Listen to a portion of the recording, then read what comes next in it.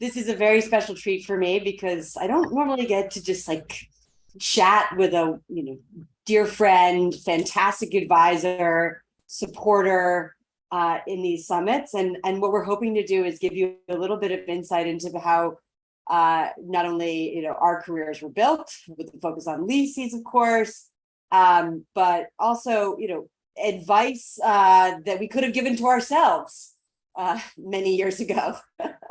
So hopefully this is better than any podcast or any career how-to book you can review. And we're going to do it in the next 25 minutes. And I would love to take some questions as well. I'm really trying to keep an eye on the chat here. But Licy, let's start with you and talk about your career trajectory. You're looking very fancy today at an investor summit in New York, which you just flew into from DC. So clearly your career has been on a great trajectory. But I guess the better question almost is like, did you think your career was going to turn out the way it has? And where did you get started? Catherine, what a privilege it is to be sitting at the kitchen table, as we call these conversations with you. Again, it's been so many years since we first did this, and it's really wonderful to be with you and everyone in the audience. Yes, I am here at the Plaza Hotel across from Central Park in New York City. So there's lots of movement around me, and you may hear some noise and such. I guess I would say if I thought 30 plus years ago when my career began that I'd be sitting in the middle of this hotel about to hear Richard Haas and Malcolm Gladwell and some of the four leaders in sort of thought leadership in finance and foreign policy and everyone else that's here, I would have said, I can't see that. But I wouldn't have been surprised if I ended up here because when I started off, there wasn't a plan. There wasn't a trajectory. I knew that I wanted to do something bigger than me, part of something bigger than me. So when I grew up, as I think many people may know, in Boston as the son of immigrants from West Africa, I knew that I wanted to do something that leaned into our communities writ large.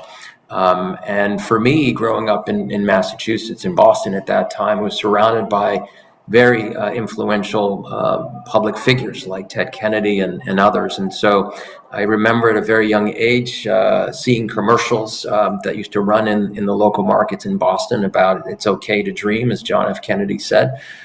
So I began to dream. I dream about going to Washington and working here in whatever capacity. I had no idea what that was going to be and where it would take me. But I know it was something I wanted to do.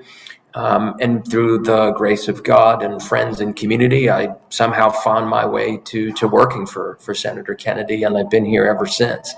Now, the thing I'll tell you is important as you set off on the upswing of your career to be open to opportunities, to be open to not knowing what comes next. That's where the greatest, at least in my case, opportunity came, which is I felt like every experience, whether I knew it or not, was shaping me to become who I am today and have the privilege that I have to sit here with you virtually, to have this conversation and to be able to give back. So what was certain was I knew I wanted to make a difference. I knew that I wanted to do that on a big scale. I had no idea what that scale would be.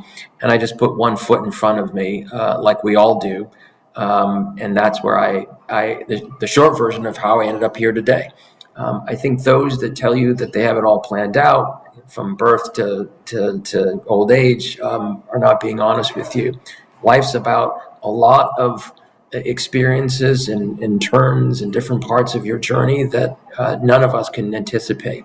But you do have the ability, certainly, to sort of influence the conditions in which you find yourself in. And that requires you to be open and as I've often said in these conversations, Catherine, to learning how to walk in life with the pebble in your shoe.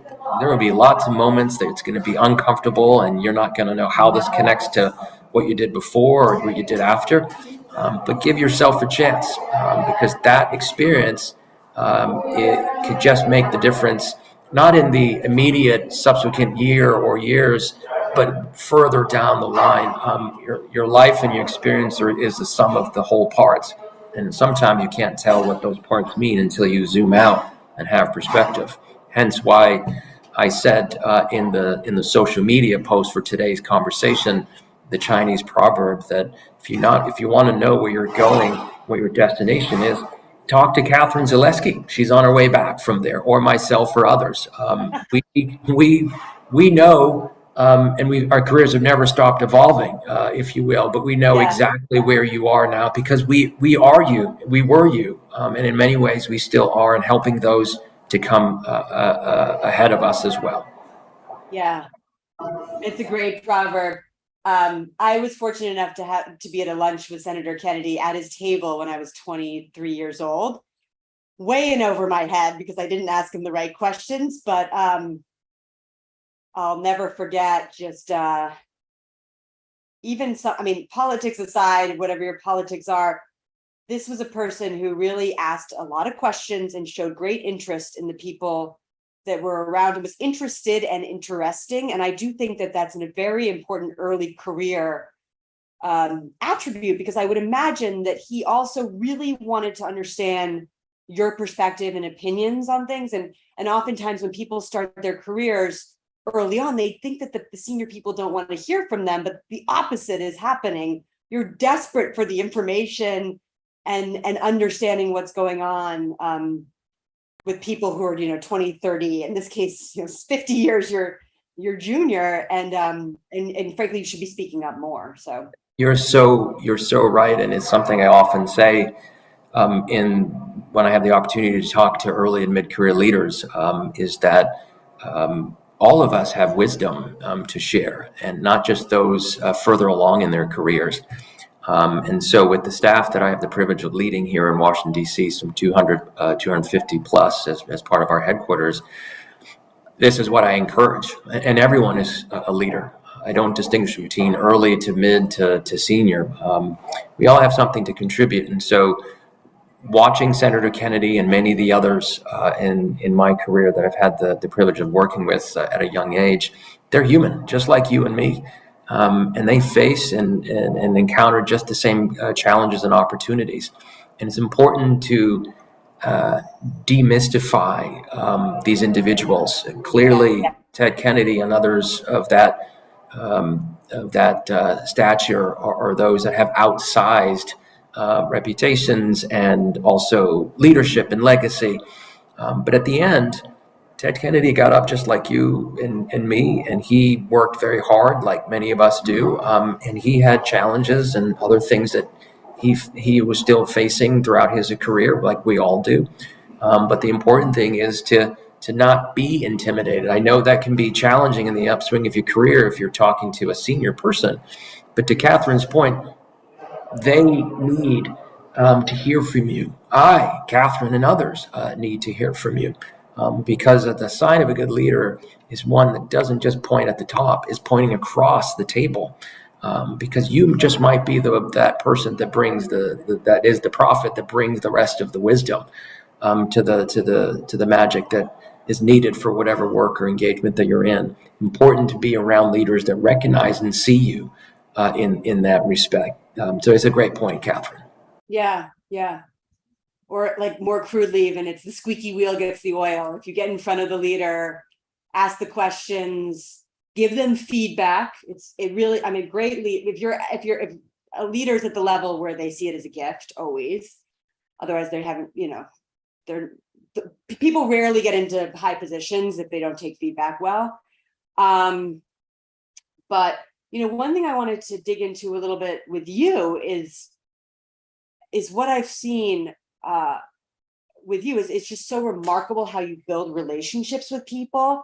So we met at a conference and you were just fantastic at following up, like we set up a lunch.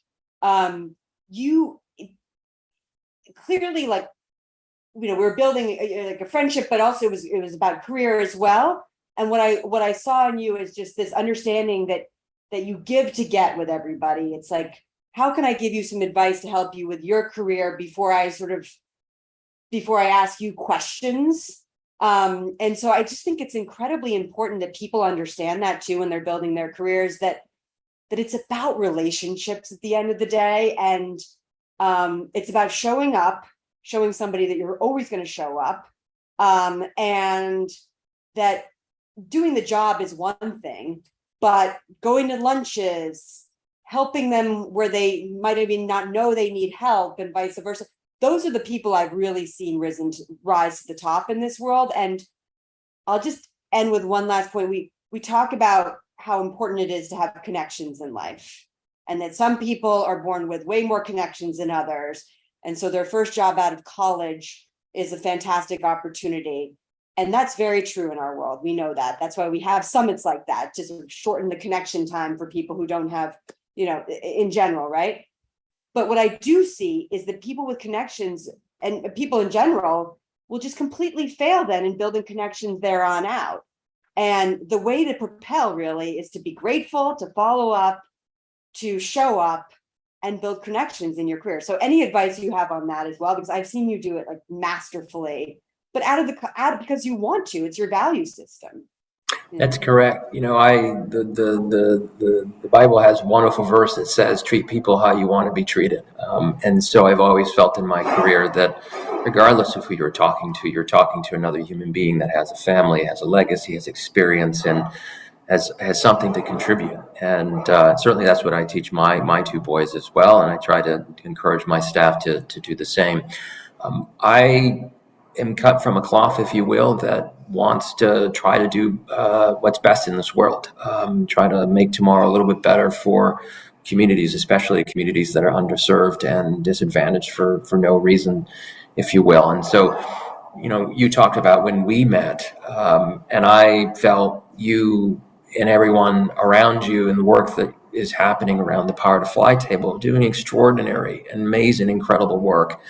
And I felt that if I could do anything, even small, to contribute to that success, it would mean touching and impacting the lives of so many others in all the ways that Power to Fly does. And so for me, in that conversation that began a wonderful friendship that you and I have, and the table that we sit at together here at Power to Fly, is a reflection how I model myself. I don't give to receive. I just give because my hope is that it will make some impact, that at this point in my career that I can contribute in a way that is substantive and adds value. And at the early part of my career, I always, and as I do now, felt it was important to put yourself into places and experiences that really were outside of your own community, outside of your comfort zone. Which is, if there's one big picture point that I can make in this conversation is learn how to walk with the pebble in your shoe. A lot more people have done that in the last several years, given societal issues. But it's the ability to have conversations, perhaps with someone you may not otherwise agree or invite over to your house, or be seen in public with. But those are the conversations, those are the relationships that you'll find to be the most rewarding, which is how I've tried to live my life. I think being from a culture that is diverse in all sorts of the word, and growing up where I did among very diverse cultural, politically, economically, and otherwise, it really shaped me to be someone, to answer one of the questions that we're talking about today. I didn't know I'd be in this position, but I knew I'd be in a position where I'd be able to talk, communicate, build relationships, and help other people to do that. And so it's too easy in our world, especially today, to have a reflexive reaction of Catherine said this, and therefore I don't like her on anything, even though you might love Catherine for 98% of the work and the efforts that she made. So don't focus on the areas where there's a divide or disagreement. Focus on where there's commonality. There's an old axiom in politics that says bipartisanship is found on the 50-yard line. I think that's where most Americans are, not at the ends of either side of the political spectrum, but in the middle, wanting the same things: a better life for them and their family and their friends, to try to evolve in their career and try to contribute and make the world a little better however they can. And wanting to be part of something, perhaps something bigger. That's what I've tried to live by, and that's what I encourage us to do. If I didn't put myself in positions today that people would scratch their heads and say, how did you ever go through that or survive that or tolerate that? I wouldn't be the person I am today, nor would many of the individuals like Ted Kennedy or the others that I've worked with be who they are today. You are shaped in large part by those that are going to challenge you and your being and your existence. It doesn't mean you need to be best friends, but it's important that you understand perspective. It gives you the ability to have relationships and understand communities and cultures and people in ways that you just could never do so in a meaningful way without reaching out and say, I want to hear, I want to meet you, I want to listen to you. I just want to recognize and see you for who you are, but I don't have to agree with everything. And that is an important lesson that I continue to practice. I know you do as well. Yeah, I think it's such an important point. I mean, I show up to this job every day and I always leave feeling a little bit uncomfortable about a conversation I had or something I even read that someone wrote from the team on LinkedIn, and uncomfortable in a way that forces me to realize that the way I was raised, all these different things were not necessarily consistent with the work that we're doing now, and that I need to really sit down and course correct and expose and think through these things. So it makes my job, frankly, interesting and compelling, and that's a lot of the hard work there. But it's also a great sign. So there's some questions for the audience. Sorry about the echo too with Licy. I just saw someone say that on the chat. He's at a hotel conference, hence that. But I think we can hear him clearly enough. And I'll repeat anything if people need me to repeat it. Just put it in the chat. So we have a question about the workplace and all the changes that have happened, going to remote, et cetera. What kind of effect is it going to have on those just starting their career? Is it going to be positive or negative? And Licy, do you want to take this first? Look, someone's going to get a Nobel Prize for answering that question, and more importantly, if you will, like what's the lasting impact generationally of the pandemic? There's no question that what's happened in the workplace over the last 2 years has impacted all of us and has implications, I think, both positive and perhaps some negative. We are learning, as we did over the last 2 years, to have conversations as we are now through the box that we're talking in. We're also learning to communicate in many different ways. It does give you the opportunity to reach people that you otherwise wouldn't have. It does make it challenge to form a relationship, if you will, if it's just through video. And that certainly created a challenge for workplaces where you have many employees who are not yet coming in, or maybe they're working through a hybrid, or you're trying to find opportunities to build connectivity as we do at APCO.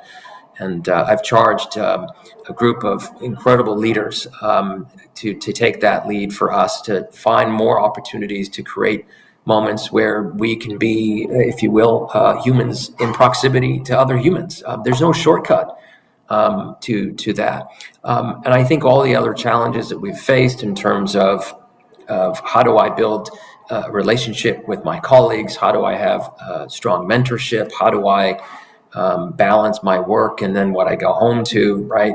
As I've said in other settings like this, we're all living out loud. And so Catherine, myself, I mean, just the fact that I'm sitting in the middle of a hotel and there's people coming by and trying to have a conversation. And I told Catherine just moments before this call, like, I'm not even sure I can make it. It's just the reality. And we said, we're going to figure it out. And I think that uncertainty and that unpredictability is certainly challenging all of us, but it also is unlocking, I think, ways of working, ways of becoming even more efficient, ways of having relationships that we may not have thought about. But in the end, I think it's going to be some time before we really understand how much of this was very positive and lasting, and how much of it has created new challenges that years from now we're going to really understand and realize. Yeah.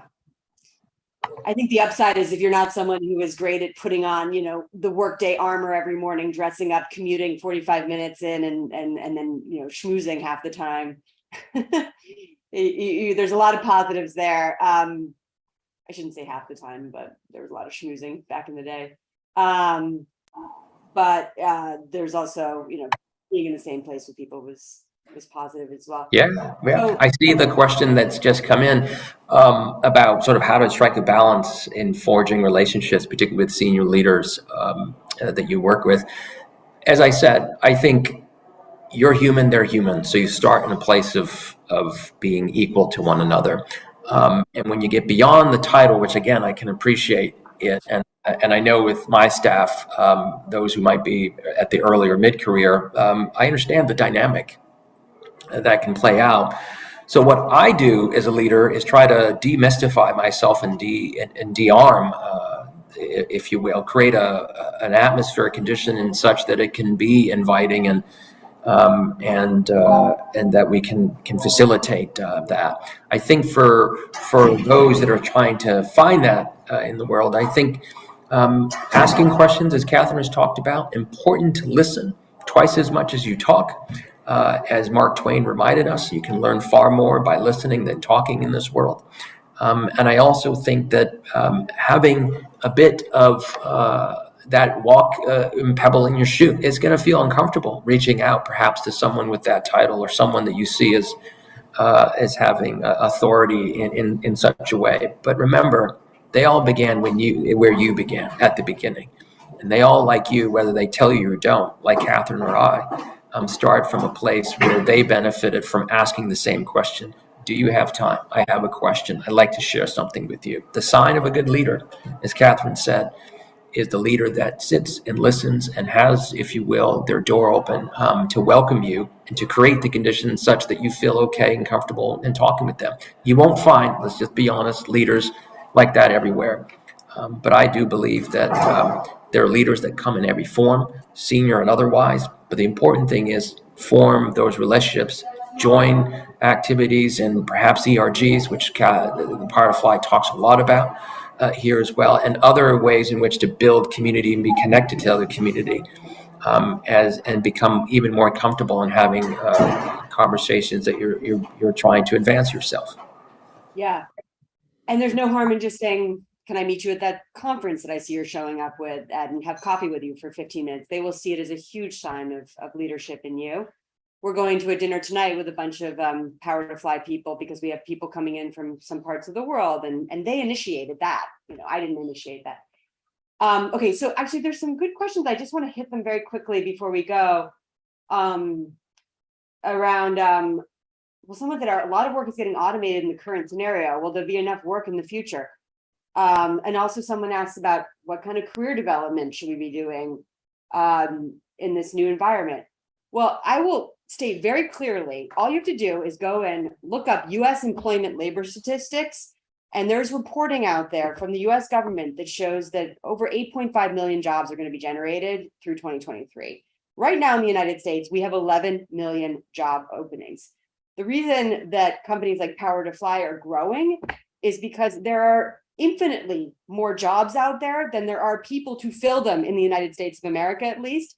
And even as we talk about being in a recessionary environment, there are 3 reasons for this. I will quickly state, and people may disagree with me on the reasons, but number 1, the US population is aged.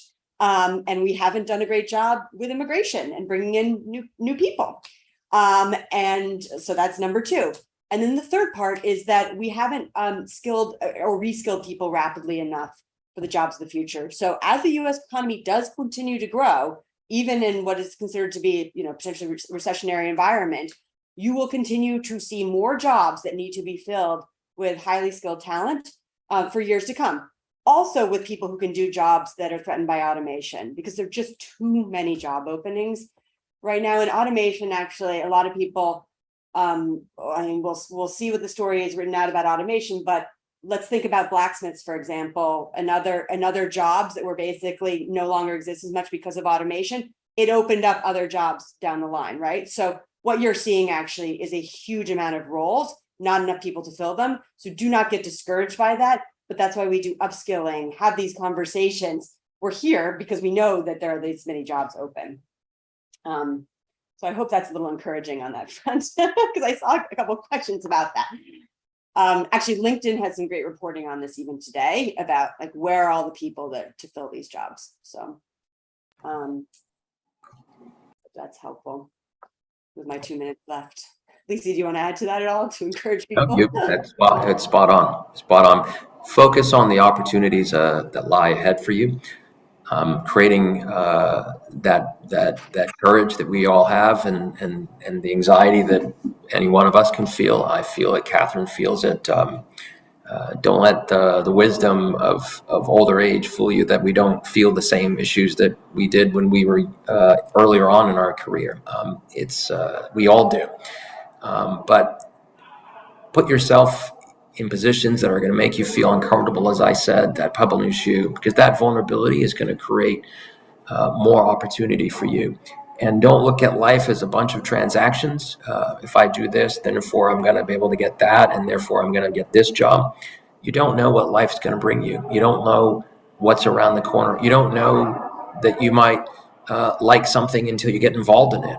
There is so many unknowns, but the important thing is to lead with a purpose and an intent aligned to your values, and to place yourself in positions to learn from others, to listen to others, at regardless of whatever point in their career, and to embrace the opportunities that you have to be able to do that. That's the most important lesson I think we can all learn, is know that you have in your community and your friends and your family, and in anything else that you believe in, people and influences that support and champion you.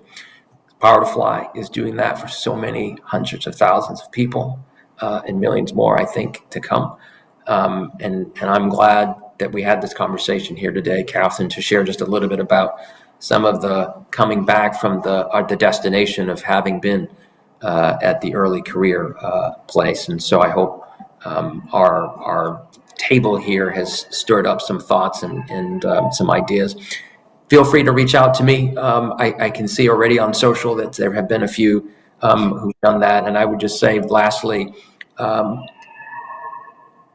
of the most important pieces of advice that I can give you was given to me some 30 years ago by a former boss, which is, it's easy to create the moment and the opportunity when you engage with someone, but it's even more difficult to do the follow-up. And so he said to me that follow-up is the chariot of genius. And so when someone says, please follow up, when someone even doesn't say that, but you've created a moment of connectivity, follow up, send a note, stay connected. Write a thank you note. I've written 3 thank you notes today. I even write thank you notes to my doctors, and I get appointments faster. Just write the thank you note. I'm like shocked by how many people don't write a thank you note. Anyway, that's all I'm going to say about that. So big thank you to Power to Fly, Catherine. To Dr. D for being here before she even talked. Thank you, Dr. D. Bye.